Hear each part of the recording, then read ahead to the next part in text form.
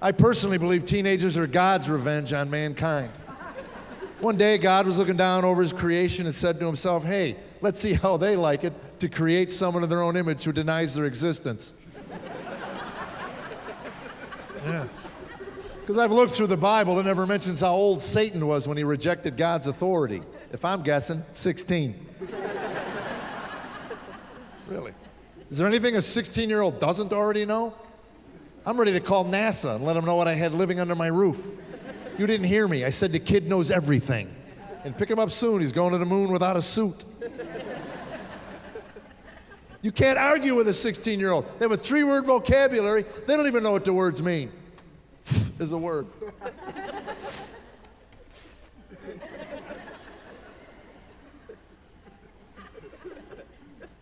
You gonna pass your history test? Is that a yes or a no? Is a word.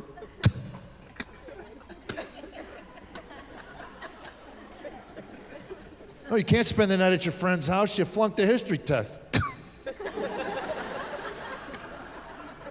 And the word whatever covers everything else. Whatever comes at different frequencies. Whatever. I don't know what frequency it is, but one of them affects my nerves because when I hear it, I want to boink him right in the eyes. It's a reflex. Whatever. Stop that.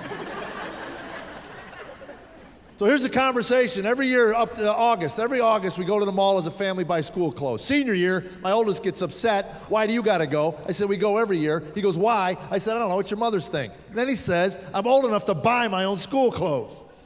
Really? Do you have any money? Still don't know if that's a yes or no. So I said, all right, I'll talk to her. So I go out and I talk to her. She says, explain it to him. I said, I will explain it to him. I sat him down to explain it to him. I said, listen, I want you to understand something. You are not buying this clothing. I am buying the clothes. All you're doing is picking them out. Whatever. Stop that.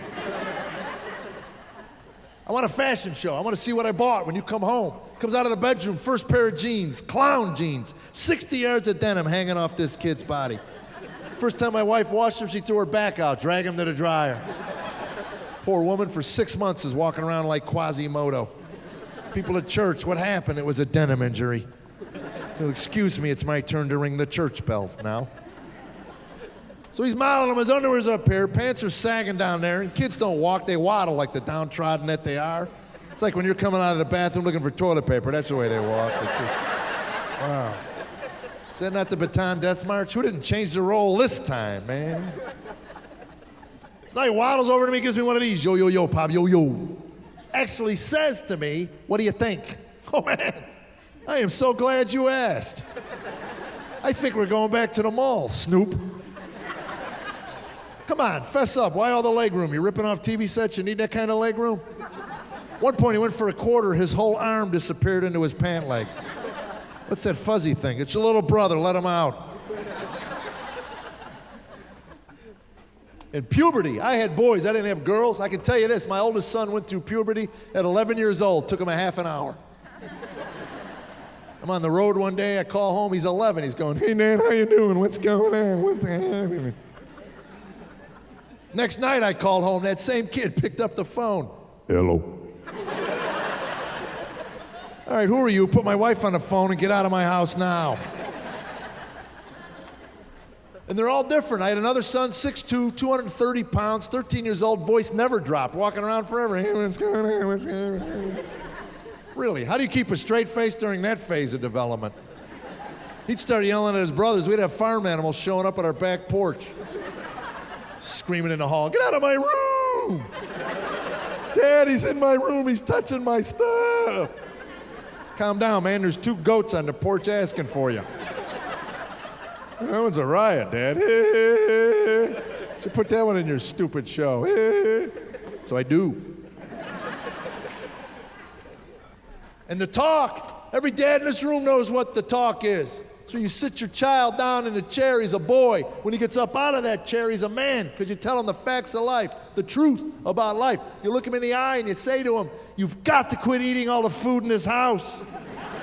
Slow down, there's 5 of us here. We feel like we're in competition for food with you.